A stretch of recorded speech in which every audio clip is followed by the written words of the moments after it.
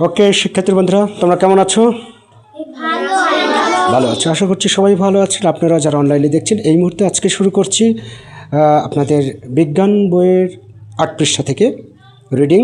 আজকে অধ্যায়টা শেষ করে দেব।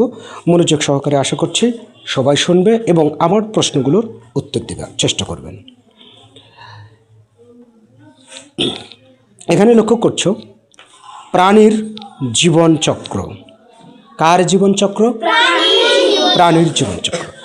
আমরা উদ্ভিদের জীবনচক্র সম্পর্কে জেনেছি গত পার্টে, তাই না? আজকে প্রাণীর জীবনকাল কি এই রকম ধাপ রয়েছে। প্রাণীর জীবনকালে কি একই রকম ধাপ রয়েছে? আমার পড়াটা ভুল হয়ে গেল, তাই না? এখানে প্রশ্ন করেছে প্রাণীর জীবনকালে কি একই রকম ধাপ রয়েছে। মুরগির জীবনচক্রের ছবি আঁকা কাজ এটা। তারপর যা করতে হবে, এসো আমরা মুরগির জীবনচক্রের ছবি আঁকি। আঁকা ছবিটি নিয়ে সহপাঠীদের সাথে আলোচনা করি। তো এখানে একটি জীবনচক্র দেওয়া আছে। এখানে লক্ষ্য করছো প্রথমেই একটি ডিম, পাশে ডিম লেখা আছে, তাই না? তারপর ডিম ফুটে দেখো বাচ্চার মুখটা দেখা যাচ্ছে। তারপর পুরো বাচ্চাটা বের হয়ে একবারে বাচ্চা মুরগি, তাই না? তারপর এই বাচ্চা মুরগি প্রাপ্তবয়স্ক মুরগিতে পরিণত হলো, তাই না? এই হচ্ছে প্রাণীর একটা জীবনচক্র বুঝিয়ে দিয়েছে। এখানে সারসংক্ষেপটা আমরা পড়ে আসি। আমরা জানলাম ডিম থেকে বাচ্চা হয় এবং বাচ্চাটি ধীরে ধীরে বড় হয়। বড় মুরগি আবার ডিম পাড়ে। এভাবে চক্রটি চলতে থাকে। হাঁস, কবুতর, টিয়া, ময়না, কাক, কোকিল ইত্যাদি পাখি ডিম পাড়ে। ইত্যাদি পাখিও ডিম পাড়ে। তুমি কি জানো যে কোন পাখি ডিম পাড়ে না? সব পাখি ডিম পাড়ে, একটা আছে সেটা ডিম পাড়ে না, মুখ দিয়ে বাচ্চা প্রসব করে। বাদুড়। ইয়েস, তোমরা সবাই ভালো করেছো, ভালো পেরেছো। লক্ষ্য করছি একটি মরিচ গাছ এবং মুরগির জীবনচক্রের ছবি। গতদিনে আমি কিন্তু মরিচ গাছের চক্রটা দেখিয়েছি, আজকে মুরগিরটা দেখলাম, পাশাপাশি দিয়েছি। এখন এখানে কোনো প্রশ্ন করেছি কিনা দেখি। লক্ষ্য করছো নিচে ছবি দুটি ভালোভাবে পর্যবেক্ষণ করি। আচ্ছা, করলাম। মরিচ গাছের জীবনচক্রের সাথে মুরগির জীবনচক্রের মিল খুঁজে বের করি। মিল খুঁজে বের করছি। ওখানে যেরকম মিল রয়েছে, বীজ অঙ্কুরোদ্গম হয়ে চারায় রূপান্তরিত হয়ে এখানে ডিম ফুটে বাচ্চা উঠেছে। একই রকম কাজ করেছে না? তারাও ধীরে ধীরে বড় হয়েছে। তারপর মুরগিও বাচ্চা থেকে ধীরে ধীরে বড় হয়েছে, মুরগির বাচ্চা, তাই না? তারপর তোমার কাজটি নিয়ে সহপাঠীদের সাথে আলোচনা করে নিচের ছকটি পূরণ করি। এখানে মরিচ গাছ ও মুরগির জীবনচক্রের তুলনা করেছে। আচ্ছা, এখানে তুলনাটা তোমাদের আলোচনা করবে নিজে নিজে। তুলনাটা কি হচ্ছে দেখো, ওখানে বীজ থেকে নতুন চারা উৎপাদন হচ্ছে। তারপর আমরা মরিচ গাছে দেখব যে চারা গাছ আস্তে আস্তে বড় হয়ে আবারও পরিণত গাছ হচ্ছে। সেই গাছ থেকে আবার নতুন করে বীজ তৈরি হচ্ছে, উৎপাদন হচ্ছে, তাই না? বীজ তৈরি করছে গাছ নিজেই। অনুরূপভাবে মুরগির একটা জীবনকালে কী দেখলাম, মুরগির ডিম ফুটে বাচ্চা বের হচ্ছে, আস্তে আস্তে বড় হয়ে আবার প্রাপ্তবয়স্কে মুরগিতে পরিণত হচ্ছে। সেই মুরগি আবারও ডিম দিচ্ছে আবারও। তাহলে তুলনাটা হচ্ছে না? এই হচ্ছে বিষয়। এবার সারসংক্ষেপ। জন্ম থেকে মৃত্যু পর্যন্ত সকল জীব একটি নির্দিষ্ট জীবনচক্র অতিক্রম করে। জীবের জন্ম হয়, এরা বৃদ্ধি পায় ও বংশবিস্তার করে।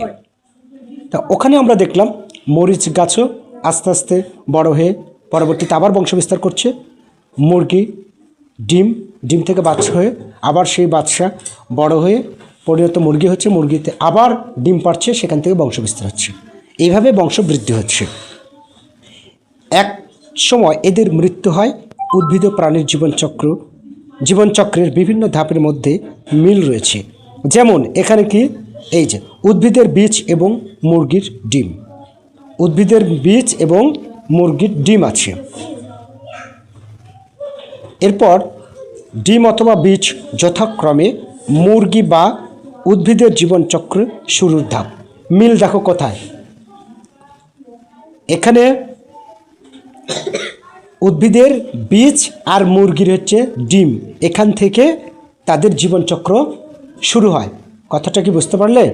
মিল রয়েছে, উদ্ভিদের বীজ থেকে আর মুরগির ডিম থেকে তাদের জীবনচক্র শুরু হয় না?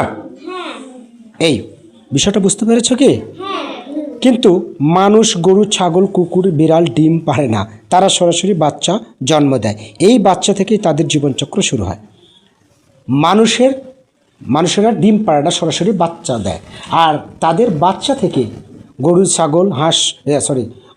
ছাগল, তারপর হচ্ছে ভেড়া, হাতি, বাঘ, ভাল্লুক নাকি এরা বাচ্চা দেয়। এই বাচ্চা থেকে এদের জীবনকাল শুরু হয়। আর ওখানে দেখলাম আমরা ডিম থেকে শুরু হলো, আর উদ্ভিদের ক্ষেত্রে বীজ থেকে তাদের জীবনকাল শুরু হলো। ক্লিয়ার? এরপর কিন্তু আমি প্রশ্ন করব। তবে বাচ্চা জন্ম দিল, এদের জীবনে ডিমের ভূমিকা রয়েছে। পরবর্তী শ্রেণীতে আমরা সে সম্পর্কে জানব। তো এই সম্পর্কে আমাদের জানার এখন প্রয়োজন নেই। এবারে লাস্ট পৃষ্ঠা, জীবের প্রজনন সম্পর্কে আরও কিছু জানি। আমরা ইতিমধ্যে জীবের জীবন সম্পর্কে জেনেছি। আমরা দেখেছি জীবনচক্রের কোনো এক পর্যায়ে জীব থেকে অনুরূপ নতুন জীবের সৃষ্টি হয়। জীব থেকে অনুরূপ নতুন জীবের সৃষ্টি হয়। যেমন গরুর বাচ্চা থেকে খাসির বাচ্চা জন্ম নেবে, তাই না? তাই কি হয়? এটাই তো আসলে বিষয়টা এমন না। জীব থেকে অনুরূপ জীবের জন্ম হয়। আমি তোমাদের ট্রাই করেছি, গরুর বাচ্চা থেকে গরুর বাচ্চাই জন্ম হবে, ছাগলের পেট থেকে ছাগলের বাচ্চাই জন্ম নেবে, কুকুরের পেট থেকে কুকুরের বাচ্চাই জন্ম নেবে। এর কি ব্যতিক্রম হয়? যার কারণে এখানে বলেছে জীব থেকে নতুন জীবের সৃষ্টি হয়। নতুন জীব সৃষ্টির এই প্রক্রিয়াই হলো প্রজনন। এর আগেও পড়েছি, নতুন চারা উৎপাদনের প্রজনন পড়িনি? অঙ্কুরোদ্গম হয়। আর প্রজননটা কাকে বলছে? নতুন জীব সৃষ্টির প্রক্রিয়াকে। অর্থাৎ জীব থেকে অনুরূপ জীবের সৃষ্টি হয়, এই জীব থেকে আবার নতুন জীবের জন্ম দেওয়াটাই হচ্ছে প্রজনন। বুঝতে পেরেছ? প্রজনন কাকে বলে বলো এখন, না পারলে মার হবে। কি হলো? তার মানে মনোযোগ নাই। জীব থেকে নতুন জীবের জন্ম, হ্যাঁ হ্যাঁ, সেই প্রক্রিয়াকে প্রজনন বলে। এই যে তোমরা বেদবি করছো, অনলাইনে উঠে গেল, এবার তারা বলবে স্যারের বাচ্চারা খুব একটা নয়, এটাই হয়তো বলতে পারে। অনেকে কমেন্ট করবে, তারপর দেখি কি আসে। আর এর পরবর্তীতে যদি গুরুত্ব আসে তাহলে ঠিক আছে। আচ্ছা, এর পরবর্তীতে প্রজননের গুরুত্ব। জীব মাত্রই মরণশীল। জীব মাত্র মরণশীল। জীবের শুধু মৃত্যু হলে পৃথিবী থেকে একসময় সকল জীব বিলীন হয়ে যেত, কিন্তু প্রকৃতপক্ষে তা হয় না। একদিকে জীবনচক্রের শেষ পর্যায়ে জীবের যেমন মৃত্যু ঘটে, তেমনি অন্য কোনো পর্যায়ে প্রজননের মাধ্যমে তার মতো আরেকটি জীবের জন্ম হয় এবং এরা সংখ্যায় বাড়ে। প্রজনন হচ্ছে এমন একটি প্রক্রিয়া যার মাধ্যমে জীব তার প্রতিরূপ সৃষ্টি করে এবং ভবিষ্যতে বংশধর রেখে যায়, তাই না? অর্থাৎ একজন মারা গেলে আরও 3 জন বংশধর রেখে যাচ্ছে। সবার ক্ষেত্রেই কুকুর মারা যাচ্ছে, একটা কুকুরে বা 4টা 10টা একসাথে দিচ্ছে না?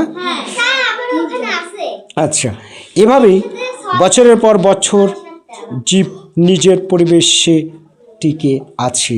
যদি সকল জীবেরই মৃত্যু হয়, বংশবিস্তার না হতো, তাহলে জীব আর থাকতো না। ক্লিয়ার?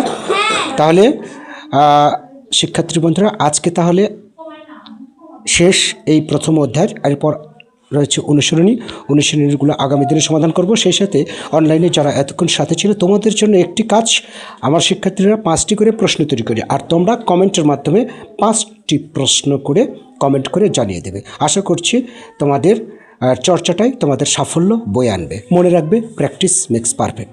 প্রত্যাশা পূরণ হোক, অ্যাম্বিশন পূরণ হোক সবার জীবনে, এই আশায়। আল্লাহ হাফেজ।